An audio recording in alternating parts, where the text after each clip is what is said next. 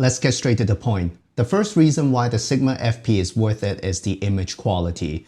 I was so impressed by the flexibility and the organic quality of the images coming out of the Sigma FP.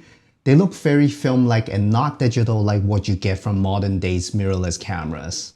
When it comes to image flexibility, Cinema DNG is absolutely fantastic when you want to recover highlights or shadows of an image. You can pretty much use the highlights and shadow slider in DaVinci Resolve to get most of the information that you thought the camera didn't capture. I was completely blown away when I saw the results. I will show you some sample footage where I was exposing to protect the highlights when filming, then try to bring the shadows up in DaVinci Resolve. The shadows were completely crushed when I was filming, but when I bring them back in post, I got most of the information back without much noise. That is amazing.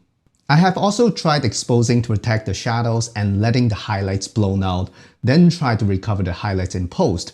And same thing, I got most of the information back in the areas where I thought was completely overexposed.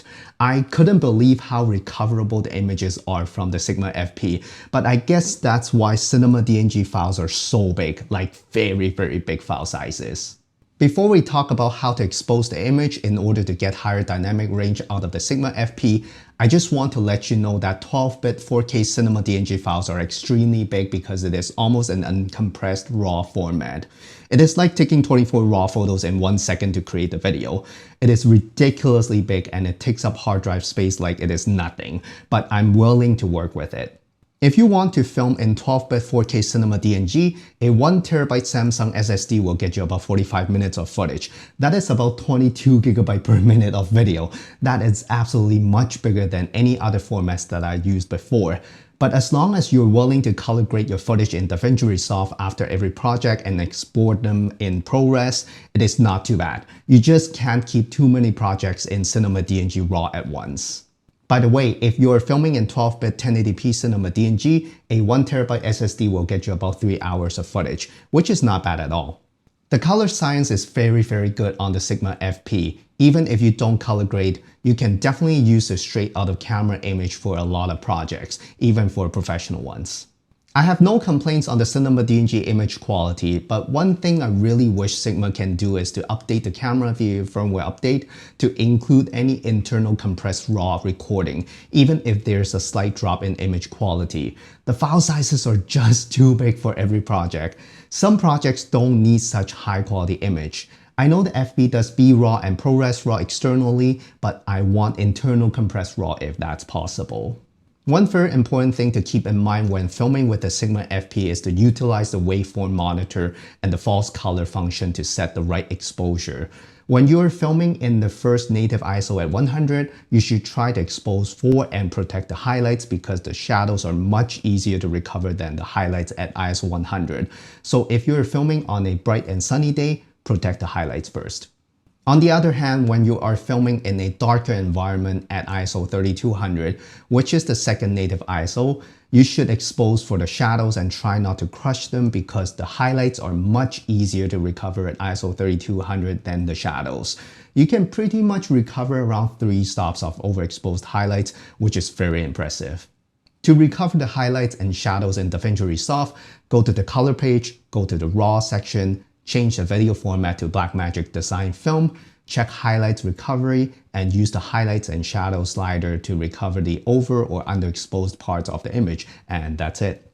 Keep in mind that if you slide the Highlights and Shadow slider all the way to 100, you will have kind of a HDR image where everything is kind of properly exposed, but it might or might not be good, depends on the look that you're trying to create. Another reason why the Sigma FP is worth it is the size. It is a very tiny camera for what it can do. I know small cameras might not be the best when it comes to stabilization, rigging, or even showing off in front of clients, but having the option to keep it as small as a pocket camera or rig it up into a full production cinema camera is absolutely amazing. It is completely up to you. For my style of filming, since I do a lot of gimbal work, I always try to keep my camera as compact as possible. I have a full cage, a T5 SSD mount, a short USB-C cable, a cable clamp, and a wrist strap on the Sigma FP, and that's it. I can easily go from handheld to gimbal with this setup.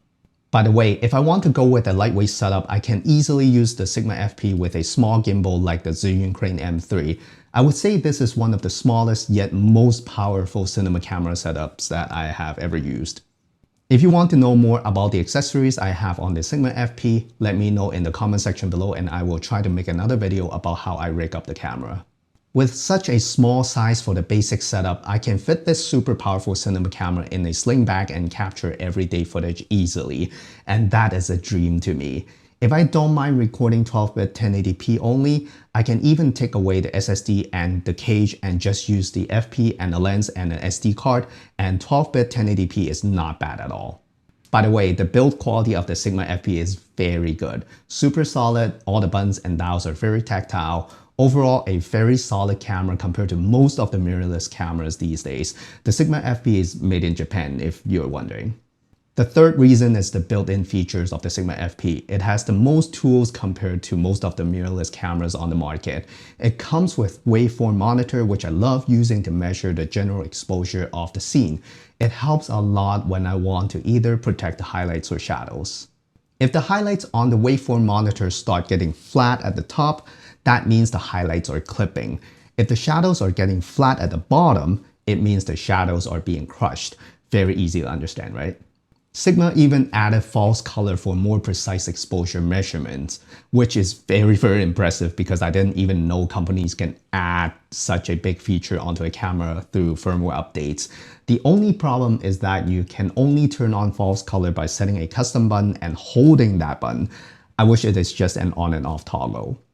Another reason is how customizable the Sigma FP is. Yes, it is kind of annoying to go through the menu with only the dial and not the touchscreen, but you can pretty much customize any buttons on the camera for different features. It even has 6 custom modes for you to save your video and photo settings. With the QS, which I think is quick settings button, you can change any major settings you want very quickly, and you can also customize what is in the QS menu. By pressing the AL button in the QS menu, you can go directly into the full menu page of that item, which is absolutely genius. The next reason is the lens mount. This is our first L-mount camera, and yes, there's definitely less lenses for L-mount to choose from, but there is a lot of adapters that you can use to mount EF, PL, M-mount, and more onto the Sigma FP, which is not bad at all if you're trying to use this camera for professional settings. Let's talk about some of the things that I think Sigma can do better on the FP. The first thing is definitely battery life. It is really bad. Not as bad as the BMPCC4K or 6K, but definitely much worse than Sony or Canon. You can get about 1 hour of battery life if you are using auto screen brightness outside during the daytime, which is not enough for projects. So you either have to buy more batteries or use a dummy battery with external power supply, which is okay considering that this is a cinema camera. The good thing is the original battery is not that expensive at around $40. I also don't like the fact that the Sigma FP comes with a micro HDMI port. This is the least professional part of this camera because micro HDMI port and the cable break super easily. I'm just too afraid to even use it with a monitor. Luckily, the built-in screen is pretty sharp and bright. The next annoying thing is the focus system. I'm not going to talk about autofocus because it is not good and I'm going to use manual focus mainly on the FP. When you're using a lens with focus by wire, which means focus pulling is done electronically but not physically, the camera resets the focus distance to infinity every time you turn off and on the camera. It doesn't save the focus distance. That means you have to keep the camera on if you want to keep the focus distance, even if you want to turn off the camera to save battery life. So using a completely manual lens might be a better idea. That's it. Those are my thoughts on the Sigma FP. There are some weird quirks here and there, but the image quality is definitely more than enough to outweigh the cons. I'm willing to deal with those quirks because I love the images so much. You might notice that I didn't mention about the photo capability of the Sigma FP. I just want to focus on the video side of this camera because that is the main focus of the Sigma FP. I might make another video just to focus on the photo side, so stay tuned.